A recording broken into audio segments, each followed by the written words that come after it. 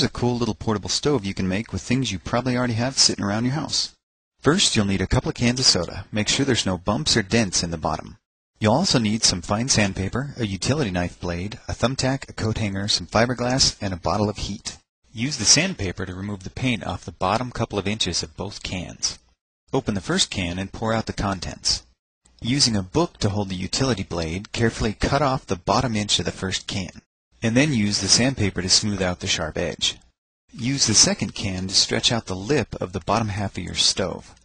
Now just add some fiberglass and your bottom half is done. Make the top of your stove the exact same way. Before assembling the two pieces, you'll need to use the thumbtack to create a fill hole in the top half.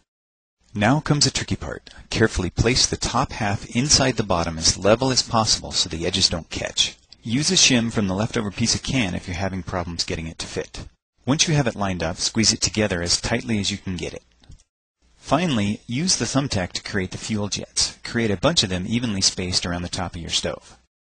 If you don't already have a pot stand, you can quickly make one with the wire hanger. Just be sure to sand off the outer coating first. Now it's time to test it out. Slowly pour the heat into the stove, giving it time to drain through the fill hole.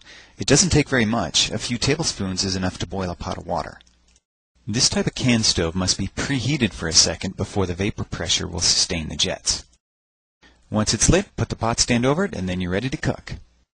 So whether you're camping or just forgot to pay the electric bill, now you can make a tiny stove even MacGyver would be proud of.